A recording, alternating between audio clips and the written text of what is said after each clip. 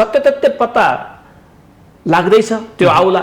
र जो व्यक्ति महाकाली नदीमा हराइरहेका छन्, जसको ट्विन काटेर महाकाली नदीमा मृत्यु भएको छ, उहाँको परिवारलाई चाहिने उचित क्षतिपूर्तिको प्रबन्ध पनि नेपाल सरकारले त्यो अगाडि बढाइहाल्नुपर्छ। र कूटनीतिक माध्यमले यसको सत्य तथ्य पत्ता लागिसकेपछि यसको बारेमा यस्ता प्रवृत्तिका यहाँले भने जस्तै सीमामा हुने यस्ता किसिमका विभिन्न हरकतहरूका बारेमा नेपाल सरकारले आफ्नो ओजपूर्ण आफ्नो कुरा राखेर तर्कसङ्गत तरिकाले अन्तर्राष्ट्रिय सम्बन्धमा आफूलाई खरो रूपमा उतार्नुको विकल्प चाहिँ छैन। यसम्म भारतको हेपाह प्रवृत्ति सहेर बस्ने नेपालीहरू कहिलेसम्म भारतसँग शिर निहुराइरहनु पर्ने, यो मानेमा सोध्न चाहे। दुईटा छिमेकी सँगसँगै बसेका छौँ, स्वाभाविक रूपले कहिलेकाहीँ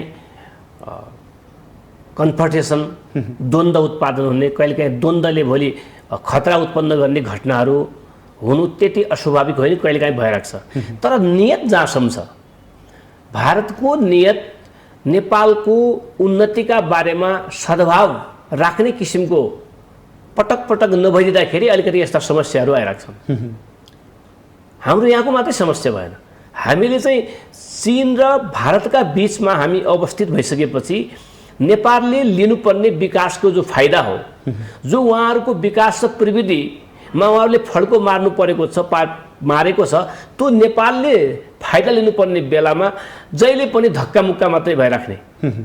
स्वस्थ किसिमले नेपालको विकास प्रक्रिया, नेपालको राजनीतिक प्रणाली, नेपालको सामाजिक विकासमा उहाँहरूको साथ सहयोग कम भइरहने यो प्रपञ्च हामी बेला बेला पटक पटक नेपाल निर्माण भएदेखि नै हामीले देख्न पाउँछौँ।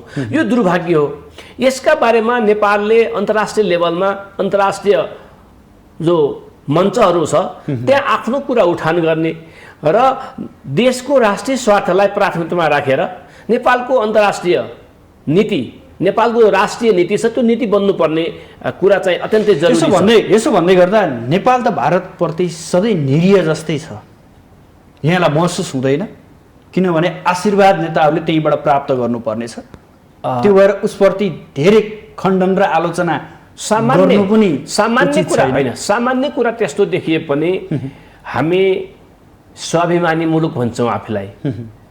हामी दासताको जन्जिरमा अहिलेसम्म बाँधिनु परेको छैन, त्यो हाम्रो सौभाग्यता हो। त्यसकारणले हाम्राप्रति भारतको रवैयाका बारेमा हामीले पटक पटक भारत र चीनलाई पनि सँगसँगै हामीले जस्तै त्रिदेशीय नाका जो लिपुलेका जो ठाउँ थियो, त्यो ठाउँका बारेमा त हामीलाई भारत मात्र होइन चीनले समेत हामीलाई धक्कामुक्का गर्यो। हाम्रो भूभागका बारेमा भारत र चीनले निर्णय गर्यो। यो कुरा त जघन्य कुरा हो, हाम्रो राष्ट्रियतामाथिको धावाबोधीको कुरा हो, हामीले भन्यौँ। तर हाम्रो आवाजलाई मैले यहाँलाई भने अन्तर्राष्ट्रिय मञ्चमा हाम्रो आवाज बुलन्द हुनुपर्ने कुरा एउटा। एजेन्डाहरू कार्यान्वयन भएका छैनन्, म त्यो कार्यान्वयन गराउनका लागि एकचोटि इच्छुक छ भन्ने यदि नेपाली काङ्ग्रेसमा राख्यो भने त्यसलाई अनुमोदन गरेका घटनाहरू पर्याप्त भएका कारणले यहाँले भनेका कुराहरू वर्तमान सभापति नै अनुमोदित हुने कुरा एउटा स्थिति, एउटा वातावरण बन्न सक्छ। त्यही कुरा अगाडि बढेको जस्तो लाग्छ मलाई। तर त पार्टी कमजोर त यही अवस्थामा भएको छ, यही सभापतिले गर्नुभएको छ भन्ने पनि त छ नि बाहिर। स्वाभाविक रूपले नेपाली काङ्ग्रेस पार्टी इतिहासको सबभन्दा सङ्कटपूर्ण अवस्थामा पुगेको स्थिति थियो हो। नेपाली काङ्ग्रेस पार्टीको स्थिति जो सदन र सडकमा जुन सानो सङ्कुचनमा परेको थियो स्वाभाविक हो। तर यसको सुरुवात हिजोबाट नै भएको थियो। माओवादी आन्दोलन जब स्टार्ट भयो त्यस बेलादेखि नेपाली काङ्ग्रेस गाउँबाट लखटिन थाले। नेपाली काङ्ग्रेस भन्ने बित्तिकै मर्नुपर्ने अवस्था आयो। त्यहाँबाट हाम्रो सङ्कुचन हुँदै सानो बकेटमा, सानो स्केलमा हाम्रो आकार अगाडि बढेको हो। र आजका दिनसम्म आउँदाखेरि त्यही स्थिति रह्यो। अब उहाँले एकचोटि चाहिँ फेरि नेपाली काङ्ग्रेस पार्टीलाई पुरानो अवस्थामा पुर्याउने एकचोटि मलाई चाहिँ मेरो रहर छ अथवा मलाई चाहिँ त्यो विश्वास छ। मलाई एकचोटि त्यो जिम्मेवारी दिनुस् भन्नुभयो भने उहाँ नै सर्वसम्मत बन्ने अवस्था पनि आउन सक्छ। नेपालमा सोर्स फोर्स जो भनसुनले जो हुने जो जति विकृति आएका छन्, सुशासन जसरी कमजोर भएको छ, यसलाई अन्त गर्नका लागि एउटा चाहिँ विशेष किसिमको कानुन निर्माण गरेर भनसुनलाई जघन्य अपराधमा नराखिकन न नेताले सुख पाउँछ न कार्यकर्ताले सुख पाउँछ। यो व्यवस्था एउटा सामाजिक प्रबन्धको व्यवस्था, सबैका लागि सामाजिक दायित्व। अहिले पनि विदेशमा युवाहरू हामी 60 लाख नेपालीहरू विदेशमा छौँ भन्दैछौँ। यही प्रश्न जोड्दै थियौँ। 60 लाख युवाहरू मध्ये मलाई के लाग्छ, 60 लाख नेपाली मध्ये 50 लाख जति युवा, महिला भए पनि पुरुष भए पनि युवा नै छन्। तिनको सपना नेपाल निर्माणका लागि जहाँ उनीहरू जन्मिएका हुन्, जहाँ उनीहरूले क ख सिकेका थिए, त्यो माटो राम्रो होस् भन्ने उहाँहरूको पनि चाहना छ। तर त्यो पसिना हामीले नेपालमै बगाउन सक्ने स्थिति निर्माण गरेका छैनौँ। श्रमका प्रति सम्मान छैन।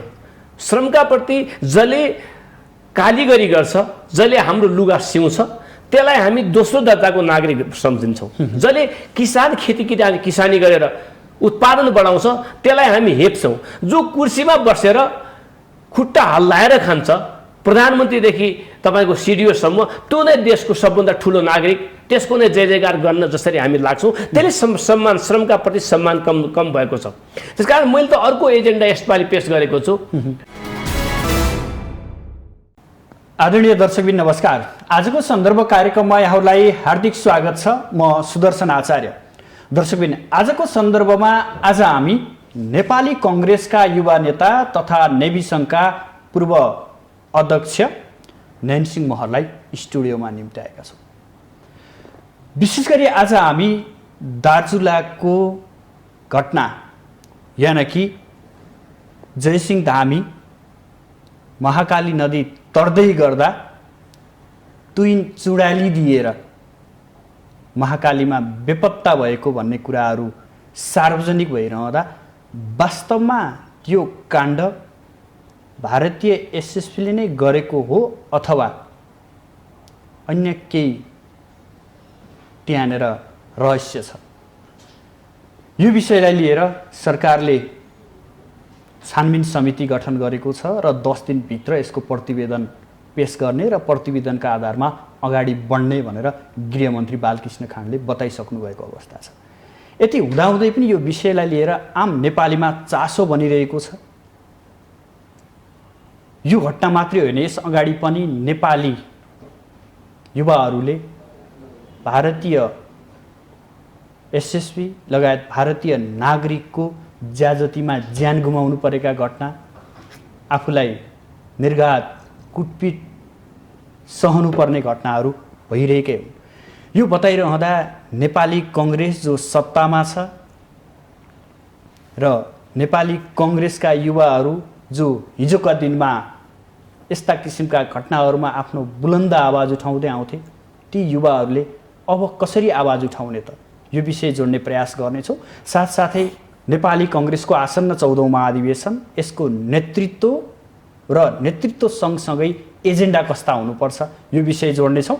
लगायत वर्तमान सरकारका चुनौती र अवसरका बारेमा पनि जोड्ने प्रयास गर्नेछौँ। सर्वप्रथम उहाँलाई स्वागत गरौँ। स्वागत छ यहाँलाई माउन्टेन टेलिभिजन। धन्यवाद।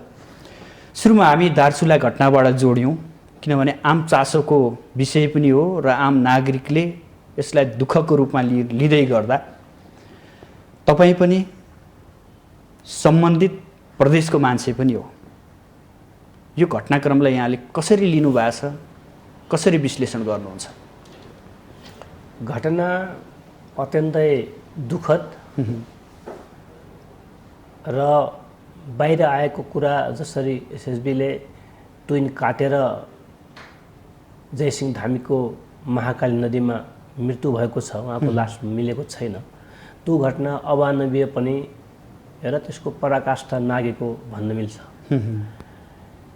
तर अनुसन्धान जारी छ। स्थानीय स्तरमा स्थानीय दलगत मिटिङहरू र स्थानीय स्तरको सशस्त्र जनपद लगायतको पुलिस र सुरक्षाकर्मीहरूले घटनास्थलमा रेकी गर्ने काम, आइडेन्टिफाई गर्ने काम गरिरहेका छन्।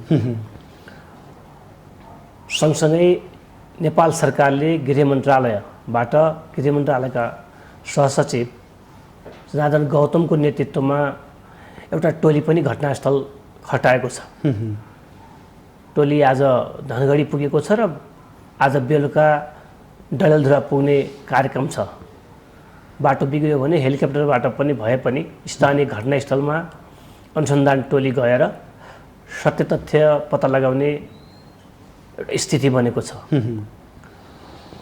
तर घटनास्थलबाट सबै प्रमाणहरू सङ्कलन भएर प्रतिवेदन बाहिर नआइकन धेरै कुरा यसका बारेमा चाहिँ बाहिर ल्याइहाल्ने कुरा चाहिँ अलिकति मनगणन्य पनि हुन सक्ने भएका कारणले हामी धेरै बोल्न नसकेको मात्रै हो। यद्यपि नेपाल सरकारका प्रधानमन्त्री, गृहमन्त्री लगायतलाई विभिन्न पार्टीका भारतीय संस्थाहरू र व्यक्तिगत र सामूहिक रूपले सम्बन्धित जिल्लाका नेताहरू समेतको संलग्नतामा यसको सत्य तथ्य छानबिन गरेर दोषीमाथि कारबाही हुनुपर्छ भन्ने कुरा अगाडि बढाएको छ।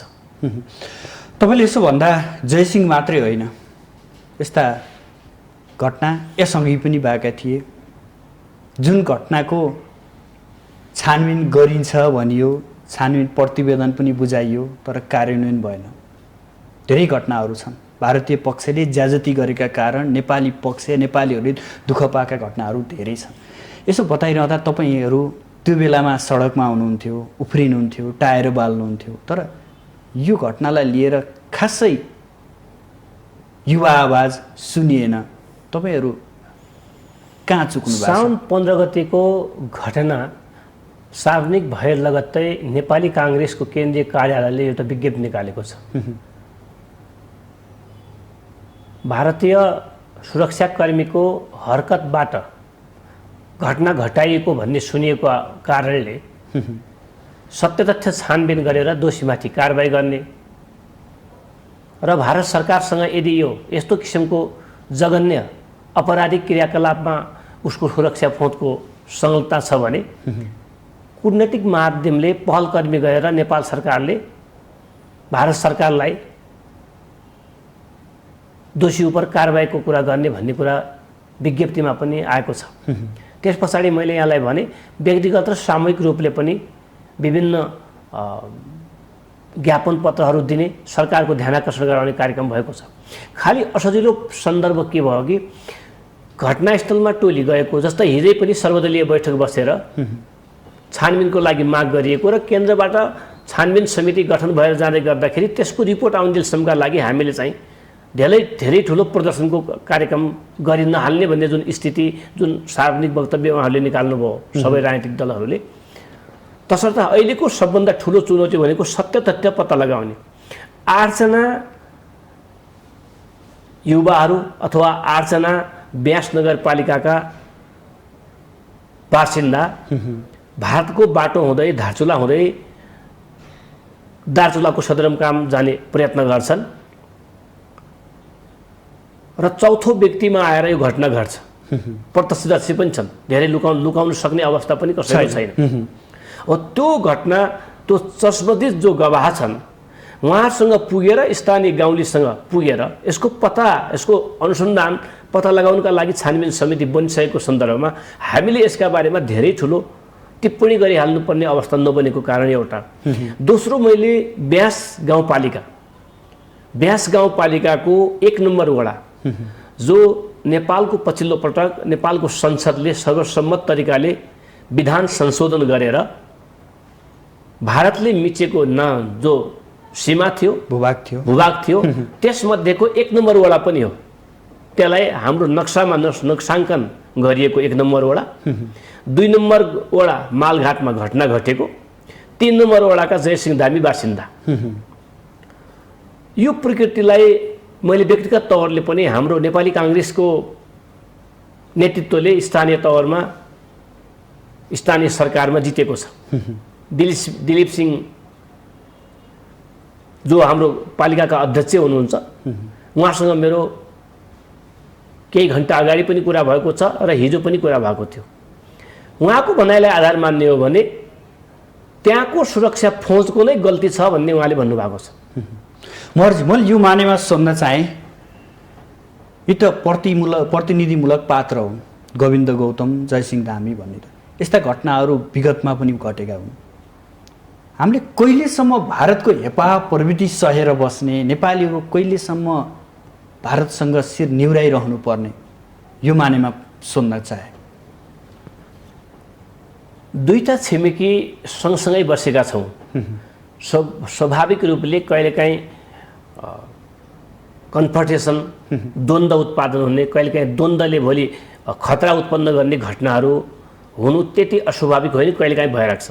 तर नियत जहाँसम्म छ, भारतको नियत नेपालको उन्नतिका बारेमा सद्भाव राख्ने किसिमको पटक पटक नभइदिँदाखेरि अलिकति यस्ता समस्याहरू आइरहेका छन्। हाम्रो यहाँको मात्रै समस्या भएन, हामीले चाहिँ चीन र भारतका बिचमा हामी अवस्थित भइसकेपछि नेपालले लिनुपर्ने विकासको जो फाइदा हो, जो उहाँहरूको विकास र प्रविधिमा उहाँहरूले फड्को मार्नु परेको छ, मारेको छ, त्यो नेपालले फाइदा लिनुपर्ने बेलामा जहिले पनि धक्कामुक्का मात्रै भइराख्ने। स्वस्थ किसिमले नेपालको विकास प्रक्रिया, नेपालको राजनीतिक प्रणाली, नेपालको सामाजिक विकासमा उहाँहरूको साथ सहयोग कम भइरहने यो प्रपञ्च हामी बेला बेला पटक पटक नेपाल निर्माण भएदेखि नै हामीले देख्न पाउँछौँ। यो दुर्भाग्य हो।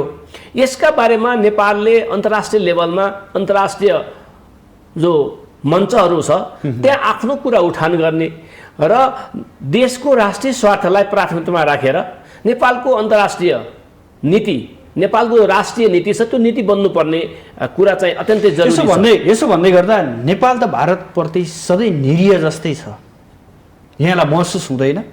किनभने आशीर्वाद नेताहरूले त्यहीँबाट प्राप्त गर्नुपर्नेछ, त्यो भएर उसप्रति धेरै खण्डन र आलोचना सामान्य कुरा होइन। सामान्य कुरा त्यस्तो देखिए पनि हामी स्वाभिमानी मुलुक भन्छौँ आफूलाई। हामी दासताको जन्जिरमा अहिलेसम्म बाँधिनु परेको छैन, त्यो हाम्रो सौभाग्यता हो।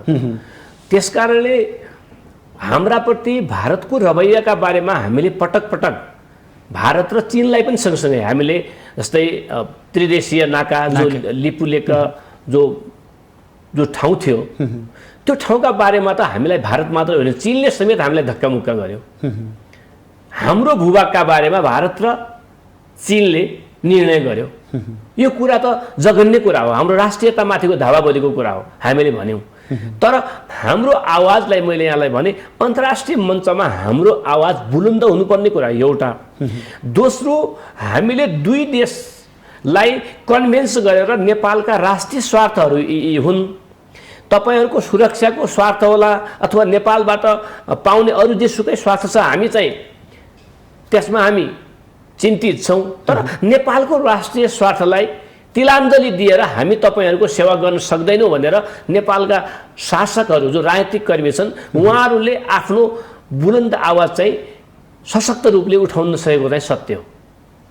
यसलाई स्वीकार्नै पर्छ, सत्य हो। आजसम्म त्यो उठाउन सकेको भए र नेपालको राष्ट्रिय जो पोलिसी छ, जो हाम्रो राष्ट्रिय स्वार्थका आधारमा जुन हामीले निर्माण गर्छौँ, त्यो पोलिसीका बारेमा जो दल आयो, त्यो दलले आफ्ना पार्टीका कार्यकर्ताहरू राखेर अन्तर्राष्ट्रिय नीति जहिले हामी बनाउन खोज्छौँ नि, त्यो हाम्रो पनि दुर्भाग्य हो। हामीले सर्वदलीय नेपालका विशेषज्ञहरूलाई राखेर नेपालको राष्ट्रिय नीति, राष्ट्रिय स्वार्थमा केन्द्रित गरेर बनाएको भए त्यो राष्ट्रिय नीतिका प्रति मेरो, तपाईँको, समाजको सबैको चाहिँ स्वामित्व हुन्थ्यो र सबैले सशक्त प्रतिकार गर्थे। तर दलगत आधारमा बनेको सरकारले, कुनै जो सरकार बन्छ त्यसले आफ्ना दलका केही निश्चित मानिसहरूलाई राखेर राष्ट्रिय नीति, देशको जो अन्तर्राष्ट्रिय सम्बन्धको जो नीति बनाउँछ, त्यो नीति बनाउँदाखेरि कहिलेकाहीँ समस्या, त्यसको स्वामित्वको बारेमा उनीहरूले मात्रै बनाएको हो, आफ्नो दललाई फाइदा दिने बनाएको हो कि भन्ने एक खाले आवाज हुन्छ र हामी सशक्त रूपले, युनिफाइड रूपले पुरै देशले आवाज उठाउन सक्दैन। उसो भए भनिदिनुहोस्, जयसिंह धामीको जुन घटना घटेको छ, यो घटनामा निष्पक्ष रूपमा छानबिन हुनुपर्छ, कारबाही हुनुपर्छ भनेर तपाईँहरू बोल्न सक्नुहुन्छ आफ्नै सरकारका विरुद्ध? बोलेका छौँ। हामी मात्रै होइन, नेपाली काङ्ग्रेस पार्टीको आधिकारिक स्टेटमेन्ट नै आइसक्यो।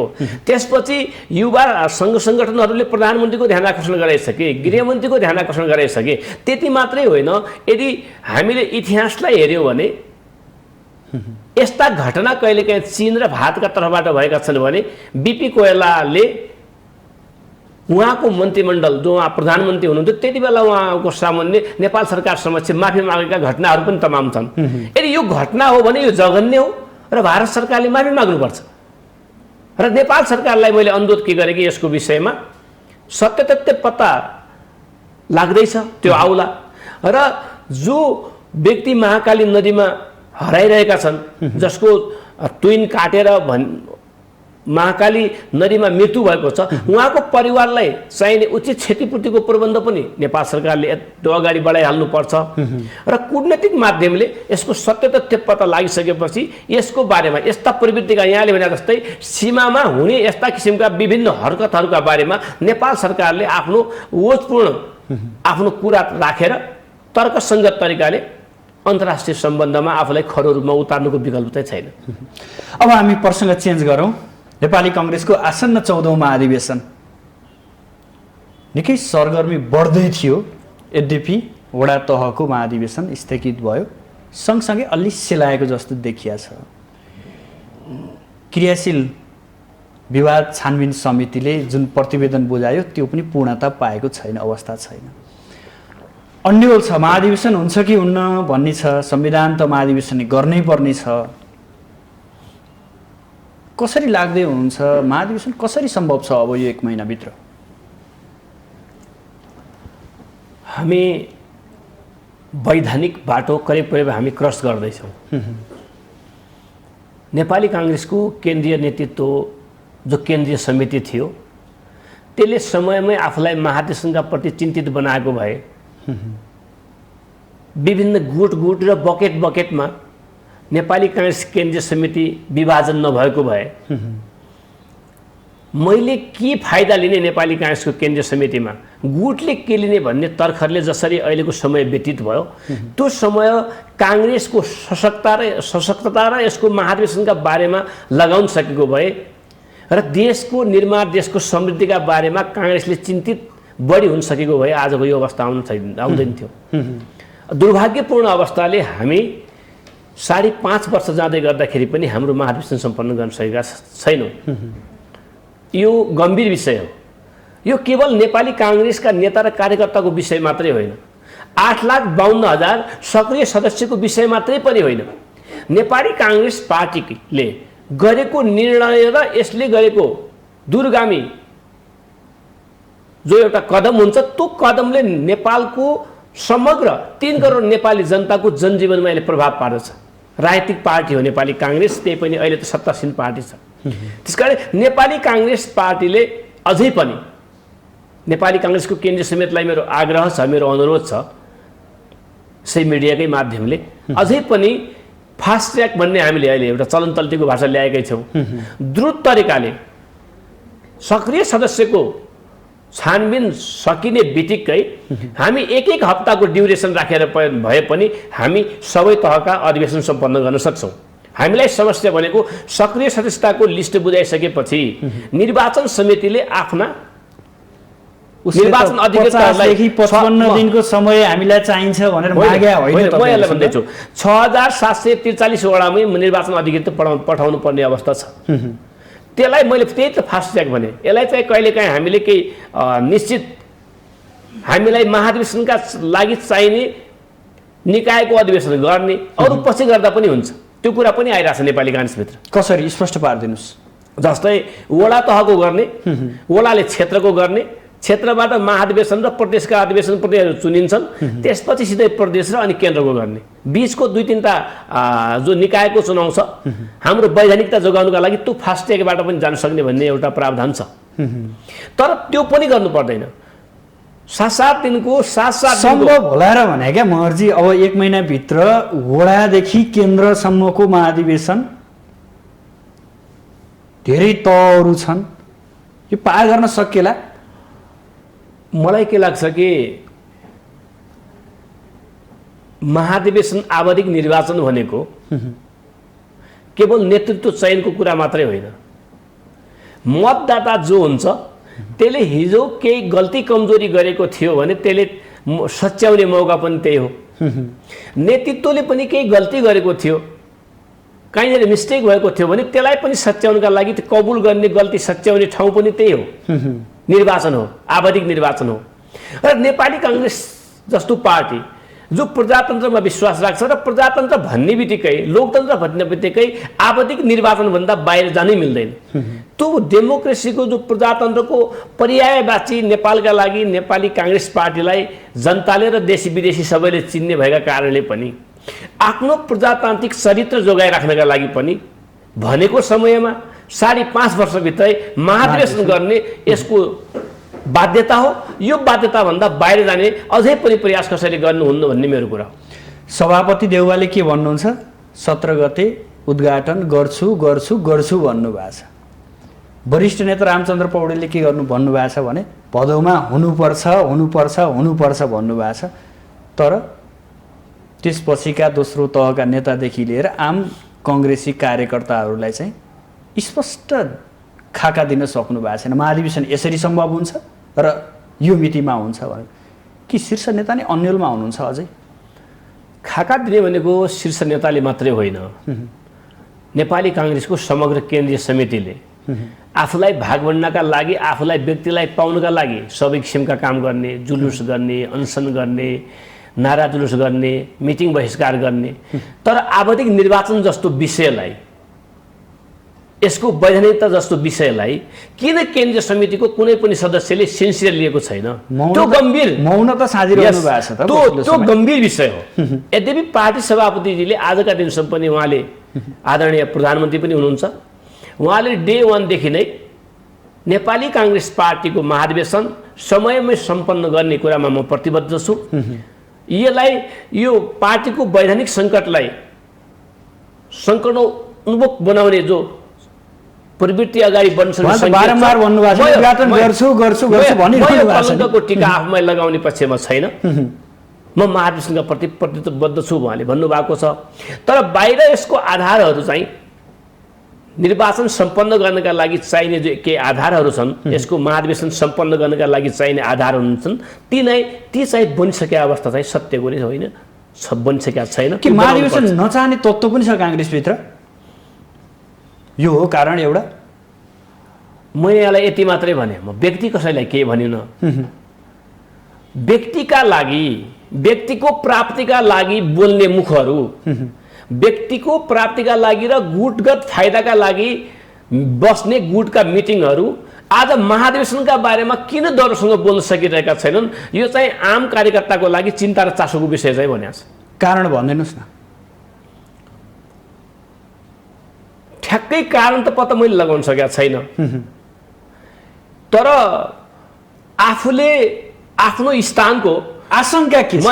आफ्नो स्थानको सुरक्षा हुन्छ कि हुँदैन, अथवा योभन्दा थप जम्प गर्न सक्छ कि सक्दैन भन्ने चिन्ता र चासोले केन्द्रीय समितिका करिब करिब सबै भनौँ न धेरैलाई त्यसले अलिकति पिरोलेको होला जस्तो लाग्छ मलाई। आफ्नो स्थान कायम राख्न नसक्ने चिन्ता भनेर यहाँले त्यतातर्फ सङ्केत गर्न खोज्नु भयो। सत्य हो। अरू कुरा के होला त? अरू केही लिनु नै छैन, अरू केही लिनु छैन। उसो भए त सभापतिले महाधिवेशन हुन्छ भन्दै गर्दा किन यसरी मौनता सान्नु? अर्थ के रहन्छ उसो भए? म यहाँ त भनिसकेँ मैले, सभापतिले महाधिवेशन गर्छु भन्नुभएको छ, त्यसका लागि चाहिने पूर्वाधारहरूको तयारी त्यति द्रुत गतिले अगाडि बढाएको छैन भन्ने कुरा तपाईँ हामीले सुनेकै छौँ। तर बाँकी केन्द्रीय समितिको कुरा, बाँकी रहेको केन्द्रीय समितिको चिन्ता र चासो पनि महाधिवेशनका प्रति, महाधिवेशनका लागि त सहयोग गर्नु पर्यो, काम गर्नु पर्यो, पदाधिकारीले केन्द्रीय कार्यालयमा बस्नु पर्यो, विभिन्न समिति उपसमिति बनाउनु पर्यो, राजनीतिक प्रतिवेदन लेख्नु पर्यो, अहिलेको जो यो निर्देशिका ठाउँ ठाउँमा पुर्याउनु पर्यो, निर्देशिका पहिले पास गर्नु पर्यो, केन्द्रीय समितिको बैठक जहिले पनि बसेको गर्नु पर्यो। यो अवस्था केही पनि बनिसकेको छैन। खालि बिचरा कोरोनालाई दोष दिएको छ। जे भए पनि कोरोना भनिदियो, सकियो। कोरोनाले होला धेरै कुरा हाम्रा गतिविधिहरू अहिले पनि थुप्रै ठाउँमा लकडाउन छ। पूर्वतिर 2 नम्बर प्रदेशमा, कर्णालीतिर धेरै जिल्लाहरूमा अहिले समस्या छ। केही क्षेत्र सिल पनि गरेको अवस्था छ। तर हामीले हाम्रा गतिविधिहरू नेतालाई हामीले सक्रिय सदस्य दिएका छौँ। नेता हुन् नि हाम्रो सबै। यो देश निर्माणका लागि, वडा बनाउनका लागि, पालिका बनाउनका लागि, जिल्ला बनाउनका लागि, प्रदेश बनाउनका लागि, पुरा सिङ्गो देश बनाउनका लागि कटिबद्ध भएका सक्रिय सदस्य ती नेताहरूलाई कोरोनाको कारणले उनीहरूले भाग लिन सक्दैन भनेर उनीहरूको अधिकार पनि त खोज्नु भएन नि। महाधिवेशन कुनै पनि हालतमा सार्ने कुरा, यसलाई बिथोल्ने कुरा र नेपाली काङ्ग्रेसको वैधानिकतामाथि प्रश्न उठाउने कुरा काहीँ कतैबाट पनि हुनुहुन्न। मेरो केन्द्रीय समितिलाई एकदम हात जोडेर अनुरोध छ, समग्र केन्द्रीय समिति महाधिवेशनका प्रति चिन्तित छैन, उदासीन छ भन्ने प्रश्न तेर्सिएको छ।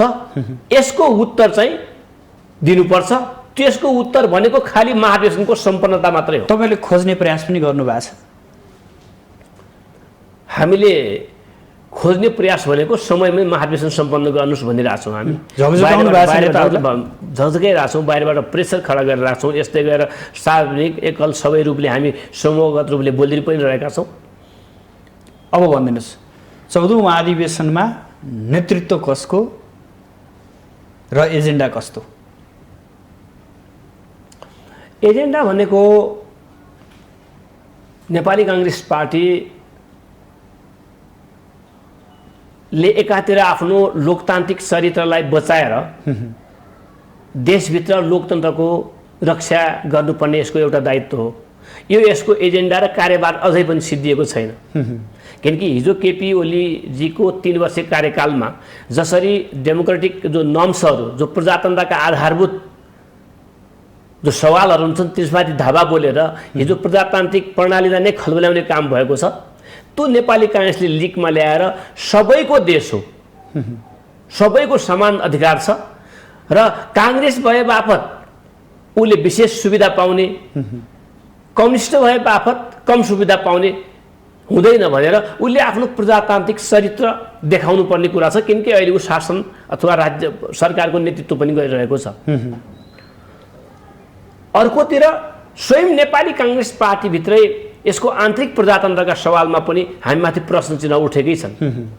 यसको सशक्तताका बारेमा, यसको यो वैधानिक किसिमले पार्टी अगाडि बढ्न नसकेको कुरामा र पार्टी जहिले पनि भागबण्डामा मात्रै चलाइएको कुरामा अथवा अदब विधान कार्यान्वयन गर्दाखेरि पार्टीमा ठुलो उल्झन आउने जुन यसको हिजोदेखिको जो परम्परा छ, लामो समयदेखिको, यो अहिले मात्रै होइन हो, यसलाई तिलाञ्जली दिएर अब नेपाली काङ्ग्रेसले आन्तरिक प्रजातन्त्रको पनि रक्षा गर्ने र विधानलाई पनि अक्षरशः पालना गर्ने, विधानले दिएको म्यान्डेटलाई सबैले कार्यान्वयन गराउनुपर्छ भन्ने एउटा अर्को दोस्रो कुरा। तेस्रो, पार्टीभित्र नेपालको राजनीतिभित्र राजनीतिक दलहरूमाथि ठुलो प्रश्न लगाउने गरिन्छ। पोलिटिकल लिडरहरूको नैतिकता खस्कियो भनेर, राजनीति गर्ने मान्छेको नैतिक आचरण सबल छैन भन्ने प्रश्न जो छ, त्यसलाई नैतिकताको राजनीति सुरुवात पनि नेपाली काङ्ग्रेसले आफैबाट गर्नुपर्छ। यसका लागि कसको नेतृत्व, यो पनि जोड्न चाहेँ मैले। म यहाँलाई भन्दैछु, नैतिकवान नेतृत्व, सक्षम नेतृत्व, साहसिक नेतृत्व र कुर्बानी गर्न सक्ने नेतृत्व। अझ त्यसलाई फराकिलो रूपले भन्ने हो भने 4500 का हाराहारीमा आउने नेपाली काङ्ग्रेसका महाधिवेशन प्रतिनिधिहरूलाई विश्वास लाग्ने नेतृत्व। मैले यो मिडियामा बोलेर मात्रै म नेतृत्वमा जान सक्दैन, मैले पत्रिकामा इन्टरभ्यू दिँदैमा मात्रै म जान सक्दैन, मैले 1000 मान्छेको जुलुस निकाल्दैमा मात्रै मैले सक्दैन। 4500 प्रतिनिधिले जो अधिकार, नेतृत्व चुन्ने अधिकार दिएका छन्, ती प्रतिनिधिलाई के लाग्नु पर्यो कि फलानो मेरो नेता हुनु अब योग्य भयो, फलानोबाट मेरो पनि सुरक्षा छ, मेरो पार्टीको पनि सुरक्षा छ, नेपाली काङ्ग्रेस पार्टी सशक्त बनाएर देशको समृद्धिको पनि सम्भावना छ भन्ने सपना 4500 प्रतिनिधिमा हामीले जगाउन सक्यौँ भने जससँग त्यो कन्भिन्स भयो उही नेता। काङ्ग्रेसको स्थापना कालदेखि नै यता हेर्दै आउने हो भने कि वंश परम्परा कि वरिष्ठता, यसैमा नेतृत्व घुमिरहेको छ। अबको 14औं महाधिवेशनले यी तोड्दै बीचबाट निस्कने सम्भावना छ। अब यो अहिलेको लिडरसिप पनि त्यो तोडेर नै निस्किएको हो। आदरणीय हिजोको लिडरसिप चुनाव नै त्यसरी भएको थियो। पार्टी सभापति, अहिलेका वर्तमान सभापति शेरबहादुर देउवा र वरिष्ठ नेता रामचन्द्र पौडेल कुनै पारिवारिक लिगेसीबाट होइन, कि ठुलो कन्ट्रिब्युसन ठुलो कुर्बानीका बिचमा आएको लिडरसिप भएको हुनाले उहाँ दुईजनाको प्रतिस्पर्धामा एकजना जित्नुभयो। यही मानेमा जोड्दैछु, वरिष्ठता पनि मैले जोडेको छु कि वंश कि वरिष्ठता भनेको छु भन्दैछु। अब त्यसपछि मैले नेतृत्वको बारेमा फेरि त्यही अगाडिकै कुरा के भने कि वरिष्ठता वंशको पनि पार्टी निर्माणमा कन्ट्रिब्युसन छ। परिवारका सबै सदस्यहरू जेल गएका छन्, चान्चुने कुरा होइन। परिवारले ठुलो कुर्बानी गरेको छ। एकजना नेता बन्यो, घरका मान्छे जम्मैलाई पुलिसले लखेटेको छ। एउटा मानिसको जीवनमा कति समस्या छ, त्यो एउटा पारिवारिक लिगेसी होला। अर्को कुरा म यहाँ वरिष्ठताको आधारमा पनि लामो समय 9-10 वर्ष जेल बसेर आफ्ना जम्मै जीवनका धेरै कुराहरू नेपालको राजनीतिक प्रणाली सुधारका लागि कन्ट्रिब्युसन गरेका कुर्बानी गरेका नेताहरूको वरिष्ठताको आधारमा पनि आउँछ, त्यो नआउने होइन। तर यी दुईटा आधार मात्रै सबै आधार होइनन्। 8-10 वटा आधार मध्ये यी पनि आधार हुन्, दुईटा आधार हुन्। तर अन्य आधारहरू पनि छ। तर 7-8 वटा अरू आधार पनि छन्। प्रमुख आधार भनेको 4500 प्रतिनिधिहरूले, आउने महाधिवेशन प्रतिनिधिहरूले आफूलाई के लाग्नु, उनीहरूलाई लाग्नु पर्यो कि यो हाम्रो नेता बन्न सक्छ, यसले देशको समग्र रूपान्तरणमा पनि यसले भूमिका दिन सक्छ, नेपाली काङ्ग्रेस पार्टीलाई सशक्त पनि बनाउँछ। र हिजो गुटगत बैठकमा नेपाली काङ्ग्रेसको केन्द्रीय कार्यालयमा 7-8 वटा गुटमा विकेन्द्रित भएर आफ्नो स्वतन्त्र विचार केन्द्रीय समितिमा कहिले पनि नराख्ने, गुटको बैठकबाट आएको सारांश चाहिँ पढेर सुनाउने लिडरसिप यो होइन।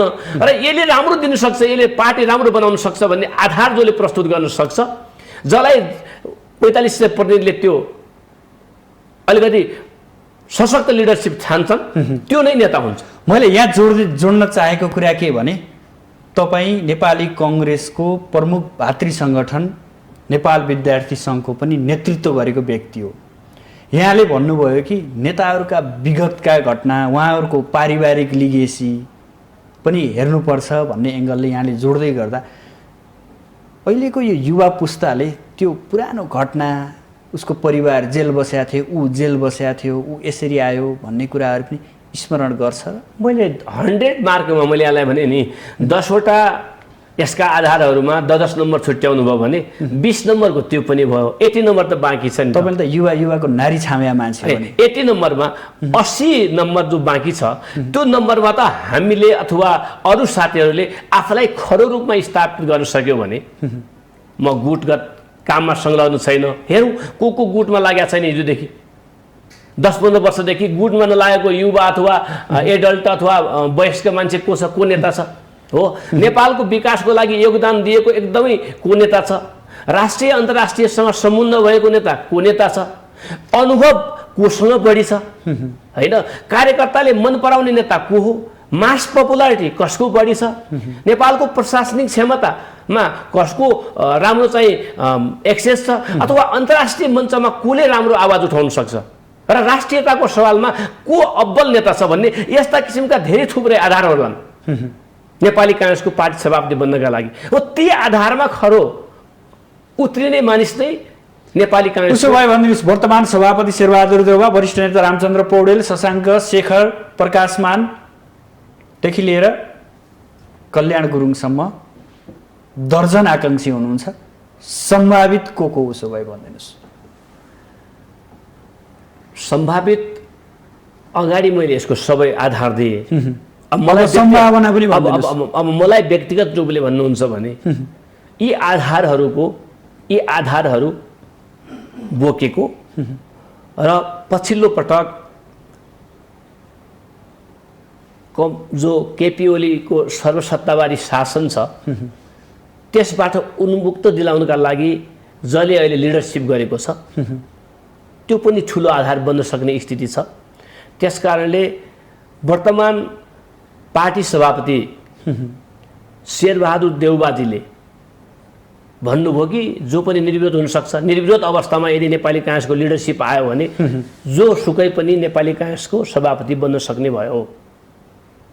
अहिलेको आवश्यकता भनेको फेरि निर्विरोध भयो भने सबभन्दा राम्रो। अब होइन भने उपलब्ध लिडरसिपमा नेपाली काङ्ग्रेसको परम्परामा पनि 2 चोटि 2 कार्यकाल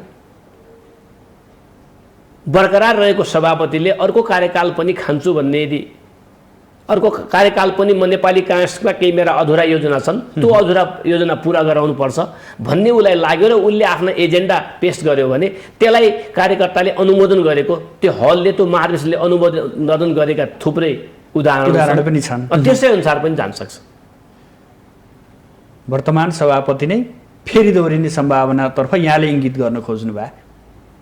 अब स्पष्ट बनिदिनुहोस्, अब समय घर्किसकेको छ, हो बोल्नुपर्छ।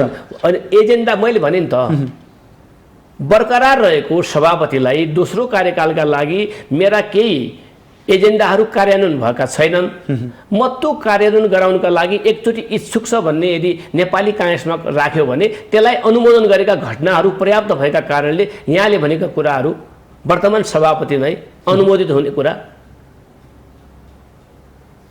एउटा स्थिति एउटा वातावरण बन्न सक्छ। त्यही कुरा अगाडि बढेको जस्तो लाग्छ मलाई। तर त पार्टी कमजोर त यही अवस्थामा भएको छ, यही सभापतिले गर्नुभएको छ भन्ने पनि त छ नि बाहिर। स्वाभाविक रूपले नेपाली काङ्ग्रेस पार्टी इतिहासको सबभन्दा सङ्कटपूर्ण अवस्थामा पुगेको स्थिति थियो। हो, नेपाली काङ्ग्रेस पार्टीको स्थिति जो सदन र सडकमा जुन सानो सङ्कुचनमा परेको थियो स्वाभाविक हो। तर यसको सुरुवात हिजोबाट नै भएको थियो। माओवादी आन्दोलन जब स्टार्ट भयो त्यस बेलादेखि नेपाली काङ्ग्रेस गाउँबाट लखटिन थाले। नेपाली काङ्ग्रेस भन्ने बित्तिकै मर्नुपर्ने अवस्था आयो।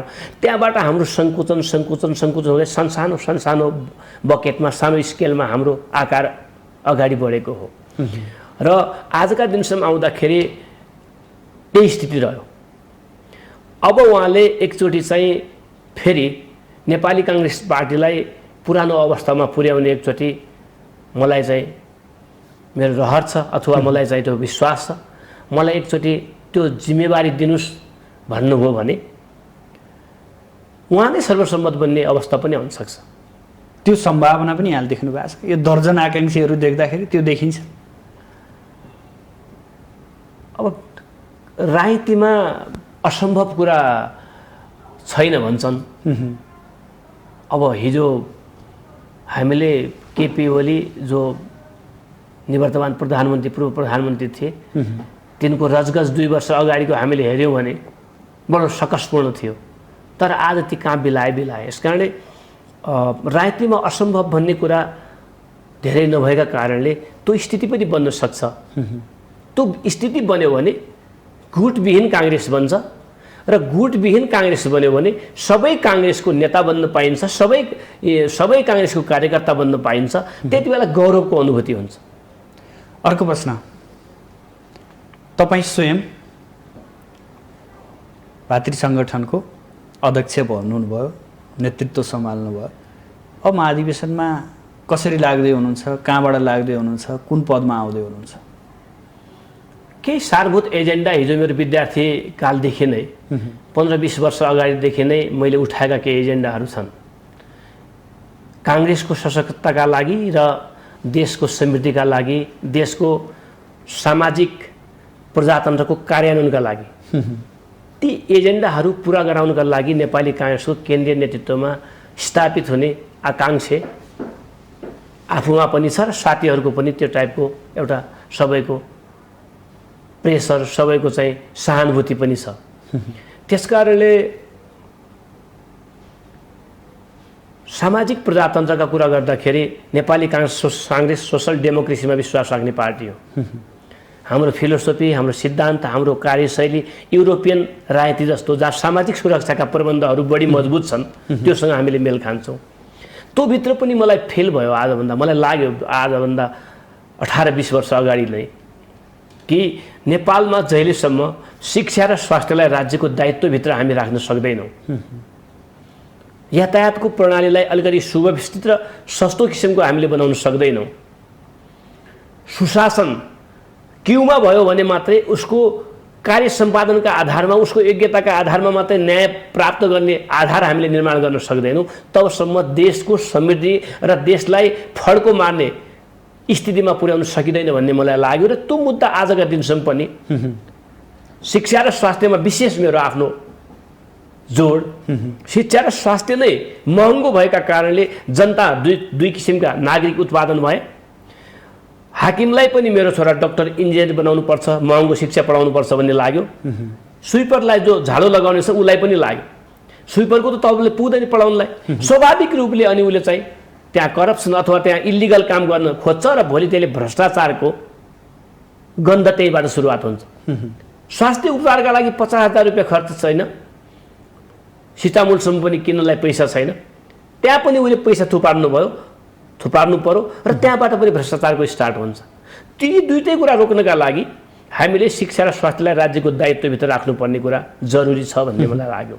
र शासनको व्यवस्थामा सोर्स फोर्सलाई भनसुनलाई भ्रष्टाचारभन्दा पनि जघन्य अपराध म सदनमा गएँ भने मेरो एउटा प्रस्ताव रहन्छ, नेपालमा सोर्स फोर्स जो भनसुनले जो हुने जो जति विकृति आएका छन्, सुशासन जसरी कमजोर भएको छ, यसलाई अन्त गर्नका लागि एउटा चाहिँ विशेष किसिमको कानुन निर्माण गरेर भनसुनलाई जघन्य अपराधमा नराखिकन न नेताले सुख पाउँछ न कार्यकर्ताले सुख पाउँछ। यो व्यवस्था एउटा सामाजिक प्रबन्धको व्यवस्था, सबैका लागि सामाजिक दायित्व। अहिले पनि विदेशमा युवाहरू हामी 60 लाख नेपालीहरू विदेशमा छौँ भन्दैछौँ। यही प्रसङ्ग जोड्दै थियौँ। 60 लाख युवाहरू मध्ये मलाई के लाग्छ 60 लाख नेपाली मध्ये 50 लाख जति युवा, महिला भए पनि पुरुष भए पनि युवा नै छन्। तिनको सपना नेपाल निर्माणका लागि जहाँ उनीहरू जन्मिएका हुन्, जहाँ उनीहरूले क ख सिकेका थिए, त्यो माटो राम्रो होस् भन्ने उहाँहरूको पनि चाहना छ। तर त्यो पसिना हामीले नेपालमै बगाउन सक्ने स्थिति निर्माण गरेका छैनौँ। श्रमका प्रति सम्मान छैन। श्रमका प्रति जसले कालीगरी गर्छ, जसले हाम्रो लुगा सिउँछ, त्यसलाई हामी दोस्रो दर्जाको नागरिक सम्झिन्छौँ। जसले किसानी गरेर उत्पादन बढाउँछ त्यसलाई हामी हेप्छौँ। जो कुर्सीमा बसेर खुट्टा हल्लाएर खान्छ, प्रधानमन्त्रीदेखि तपाईँको सिडिओसम्म, त्यो नै देशको सबभन्दा ठुलो नागरिक, त्यसको नै जय जयकार गर्न जसरी हामी लाग्छौँ, त्यसले सम्मान, श्रमका प्रति सम्मान कम भएको छ। त्यसकारण मैले त अर्को एजेन्डा यसपालि पेश गरेको छु। नेपालको कृषि उत्पादनमा टेवा पुर्याउनु र श्रमका प्रति सम्मान गर्नका लागि वर्षको दुईचोटि, एउटा हिउँदे बालीमा, एउटा वर्षे बालीमा, एउटा रोपाइँको बेलामा, एउटा गहुँ छर्ने बेलामा कम्तीमा 7 देखि 15 दिनको राष्ट्रिय बिदा दिनुपर्छ। विशेष अति आवश्यक सेवाका कर्मचारी बाहेक सबले बिदा लिएर प्रधानमन्त्री राष्ट्रपतिसम्मले आफ्नो खेतबारीमा जानुपर्छ। जसको बारी छैन उसलाई सामूहिक फार्मिङमा राख्ने, सामूहिक खेती प्रणालीमा राख्ने र त्यहाँ उसले योगदान दिनु पर्यो। त्यो योगदान दिइसकेपछि के हुने भयो कि एकातिर मेरो गाउँ कस्तो रहेछ गाउँका बारेमा थाहा हुने भयो। ऊ जन्मेको गाउँ थियो नि त, आज कर्मचारी होला, आज बिजनेसम्यान भयो होला, आज राजनीतिक कर्मी भयो होला, उसले त्यहाँको बारेमा जानकारी लिने भयो, त्यहाँको विकास बाटोघाटोको बारेमा। अर्कोतिर कृषि उत्पादनका बारेमा, त्यो उत्पादनले देशलाई पनि टेवा पुग्ने भयो। 1.5 खर्बको कृषिजन्य पदार्थहरू हामी विदेशबाट आयात गर्दैछौँ, त्यो पनि रिप्लेस हुने भयो। र सँगसँगै के हुने भयो कि श्रमका प्रति प्रधानमन्त्री पनि यसपालि त रोपाइँ गर्न आए, सिडिओ पनि रोपाइँमा लाग्यो नि, मुख्य सचिव पनि लाग्यो, पत्रकार पनि आत्त रूपाइँमा थियो। त्यो भन्दाखेरि के भयो कि त्यहाँ काम गर्ने एउटा श्रमिक, एकजना जो खेताला जसलाई हामी भन्थ्यौँ, त्यसले पनि आफूलाई कुनै हेजिटेसन ठानेर त्यसले पनि आफूलाई मलाई पनि म पनि सम्मानित रहेछु नि भन्ने ठानिसकेपछि श्रम गर्ने बानी पनि बस्छ। यो कुराको प्रबन्ध गर्नुपर्ने जरुरी छ। यिनै विषयहरू राष्ट्रिय विकासका विशेष फोकस गर्नुपर्ने विषय हुन्। र अर्कोतर्फ पार्टीको विकासका लागि पार्टीभित्र 2 ट्रम पार्टीको कुनै पनि पोस्टमा बस्न पाइने त्यो अनिवार्य प्रबन्ध गर्नुपर्छ। कुनै पनि पोस्टमा 2, 5, 10 वर्षभन्दा कति बढी बस्ने। अर्कोतर्फ नेपाली काङ्ग्रेसमा अहिले के कस्तो भइसकेको छ कि राप्रपामा आए पनि नेता भयो, कम्युनिस्टबाट पनि आए पनि नेता भयो, जनमोर्चाबाट आए पनि नेता भयो, नेता भयो। तर नेपाली काङ्ग्रेसको चरित्र गुम्दै गयो। त्यसकारणले त्यसका लागि नेवी सङ्घ, तरुण दल, महिला सङ्घ सबैले सिक्ने एक ठाउँ हामीले एउटा गेटवे हामीले एउटा युवा काङ्ग्रेसको राख्नुपर्छ। युवा काङ्ग्रेसका माध्यमले युवा काङ्ग्रेसलाई कस्तो बनाउनुपर्छ, यसलाई 45 र 55 को बिचको रेन्जको एउटा युवा काङ्ग्रेस निर्माण गरेर त्यो युवा काङ्ग्रेस त्यो स्टाफ कलेज भन्छौँ नि हामी, आर्मीको सिएनसी बन्नका लागि स्टाफ कलेज पास गरेर चाहिन्छ भन्छौँ नि, हो त्यस्तो विकास, राजनीति, राष्ट्रियता, अन्तर्राष्ट्रिय सम्बन्ध सबै किसिमको चिज र विषयहरू हामीले दीक्षित गरेर ट्रेन्ड मेन पावर बनाएर अनि पार्टीका माध्यमले भोलि रुल गर्ने सवालमा एउटा मन्त्री बन्नका लागि, प्रधानमन्त्रीका लागि उसले त्यो क्यापेबल हुनुपर्छ भन्ने एउटा स्थिति सिर्जना गर्नुपर्छ भन्ने कुरा। तपाईँले जति पनि प्रसङ्ग उठाउनु भयो निकै मिठा पनि छन्, आवश्यकताका कुराहरू पनि हुन्। यिनी महाधिवेशनसम्म मात्रै सीमित नहुन्, यति महाधिवेशन मात्रै सीमित भयो भने त्यसपछि फेरि हामीले यहाँमाथि औँला उठाउनेछौँ पक्कै पनि। अब हामी सरकारको अवसर र चुनौतीको पनि थोरै प्रसङ्ग जोडौँ। सरकार गठन भएको पनि लामो समय भयो, मन्त्री परिषदले पूर्णता पाउन सकिरहेको छैन। एउटा साह्रै मिठो 5 दलीय गठबन्धन बनेको छ जसमा एमाले भित्रका पनि केही साथीहरूलाई ल्याउनु भएको छ, माओवादी केन्द्र, जसपा, जनमोर्चा। किन कठिन भइरहेछ मन्त्रीमण्डल विस्तार गर्न? वास्तवमा यो चिन्ताको विषय हो। नेताहरूले सरकार निर्माणभन्दा अगाडि नै यसको धेरै विषयमा छलफल गरिसकेको भए यो स्थिति आउँदैन थियो होला, अलिकति ढिलो भयो। आलोचना हुन थालिसक्यो। आलोचना होइन, आलोचना होइन, जनताको सरोकारको विषय पनि हो, आलोचना मात्रै होइन, सत्य कुरा पनि हो। टाइमली केपी ओली पूर्व प्रधानमन्त्रीजीले गरेका कदम हामीले नदोर्याउने गरी काम गर्नु पर्यो। सुशासनका सवालमा होलान्, मन्त्रीमण्डलको निर्माणका सवालमा होलान्, विकासको सवालमा होला, लोकतन्त्रको संस्थागत विकासका सवालमा होलान्, राष्ट्रियताको सवालमा होला। केपी ओलीले जे जति गल्ती गरेको थियो तिनै हामीले दोहोऱ्यायौँ भने त त्यसले राम्रो गर्दैन। यहाँले भन्नुभएको छ त्यो अवसर, त्यो चुनौती हाम्रो अगाडि पनि छ। कोरोनाको यत्रो महामारी छ, कोरोनाले जनजीवन अस्तव्यस्त भएको छ, यसलाई लिगमा ल्याउनु पर्ने छ। 70% भन्दा बढी नेपालीलाई खोपको व्यवस्था गर्नुपर्ने छ। यद्यपि प्रधानमन्त्रीले भनिसक्नु भएको छ हामी टाइमली यसलाई खोपको व्यवस्था गर्छौँ। यी सबै विषयवस्तुहरूलाई ठिक ठाउँमा राखेर, सबभन्दा बढी त कोरोनाको खोप नै हो अहिले, ठिक ठाउँमा राखेर सामाजिक प्रबन्धलाई अगाडि बढाउनु पर्ने एउटा चुनौती छ। अर्कोतर्फ हिजो सरकारले गरेका गल्तीलाई फेरि पुनरावृत्ति नहुने गरी शासन चलाउनु पर्ने अर्को चुनौती छ। यहाँले भने जस्तै 4-5 दलीय गठबन्धन छ, गठबन्धनमा आफ्ना आफ्ना किसिमका घोषणापत्रहरू थिए हिजो, आफ्ना पनि भित्र आफ्ना स्वार्थ छन्। एउटा बुँदा मात्रै सबै पार्टीको घोषणापत्रभित्र कमन रूपले पाइन्थ्यो हिजो। 20% भन्दा बढी टोटल बजेटको 20% भन्दा बढी बजेट हामी शिक्षाका लागि छुट्याउनेछौँ भन्ने सबैले लेखेका छन्। अरूमा आफ्ना आफ्ना मोडेल छन्, हो तिनीहरूको कम्बाइन गराउनका लागि पनि आज दलीय संयन्त्रले मलाई लागेको छ 3 दिनभित्रै आफ्नो प्रतिवेदन बुझाउने, आफ्नो काम सम्पन्न गर्ने एउटा जिम्मा लिएको छ भन्ने सुनेको छु। र आज पनि दलीय संयन्त्रका नेताहरूसँग कुरा हुँदाखेरि करिब करिब लास्टमा हामी पुगेका छौँ भन्ने कुरा छ। र यही बिचमा आफ्ना आफ्ना पार्टीभित्रका अब कुरा नलुकाइकन भन्दाखेरि मन्त्री हुनका लागि, मन्त्री बनेर देशको सेवा गर्नका लागि थुप्रै नेताहरू योग्य हुनुहुन्छ र सबैलाई चाहिँ महत्त्वाकांक्षा पनि छ। अब त्यसको पनि पार्टीभित्र एउटा व्यवस्थापन गर्नुपर्ने जरुरी छ। अब हामीले फेरि वैज्ञानिक आधार बनाउँदैनौँ, नेतृत्वलाई मन लाग्यो त्यही नेता बन्ने हुन्छ। वैज्ञानिक आधार बनाएको भए फलानु मन्त्री यस कारणले बन्छ, फलानु यस कारणले बन्दैन भन्ने आधारहरू जनतालाई थाहा हुने भए, केन्द्रीय समितिलाई थाहा हुने भए, कार्यकर्तालाई थाहा हुने भएपछि यस्तो हुँदैन थियो होला। कुनै आफ्नो नजिक र टाढाको सम्बन्ध, प्रभावकारिताको सम्बन्धलाई पनि जोडिने भएका कारणले आफ्ना आफ्ना पार्टीभित्रमा मन्त्री सिलेक्सनको विषयले पनि यसले चाहिँ अलिकति त्यति छिटो काम सम्पन्न हुन सकेका छैन। तर आज यहाँ हामी बोलिरहेकै बेला केन्द्रीय अब नेतृत्वहरूको सबैको संयुक्त बैठक बसिरहेको छ। केही कुरा त आदरणीय माधव नेपाल जो नेपाल कम्युनिस्ट पार्टी एमालेका वरिष्ठ नेता हुनुहुन्छ, उहाँहरूको समूहको योगदानका कारणले अहिले सरकार यहाँ पुगेको छ। संसद विघटन भइसकेको थियो, संविधान तरोडमरोड भइसकेको थियो, संविधान जलाउनु खोजिरहेका बेला त्यसलाई त्यसबाट लिकमा ल्याउनुका लागि जुन उहाँले सबभन्दा बढी कन्ट्रिब्युसन गर्नुभएको छ, जो योगदान दिनुभएको छ, उहाँले पनि आज मन्त्रीमण्डलमा जाने नजाने भनेर कुनै निर्णय गरिन नसकेका कारणले एउटा ठुलो अहिलेको सत्ता निर्माणको ठुलो सहभागीलाई उसको भनाइलाई पनि ध्यान दिनुपर्छ भन्ने कुराले पनि रोकिएको यहाँलाई थाहा छ। अन्तमा कङ्ग्रेसले जोडतोडका साथ उठाएको मुद्दा ओली सरकार हुँदा एउटा निर्मला काण्ड, एउटा ओम्नी, त्यस्तै गरी सुनकाण्ड, गोविन्द केसीका मुद्दा सम्बोधन हुनुपर्छ भनेर काङ्ग्रेसले जोडतोडका साथ बोल्ने गर्थ्यो। आज सत्तामा कङ्ग्रेस छ, यी मुद्दा, यी घटना, सत्य तथ्य बाहिर आउँछ। मैले लेखेको महाकाण्ड पुस्तकमा 1000 जति काण्डहरूमा केपी ओली सरकारले राज गर्यो, जनतालाई दुःख दियो, जनतामाथि रजगज गर्यो भन्ने मैले लेखेको छु।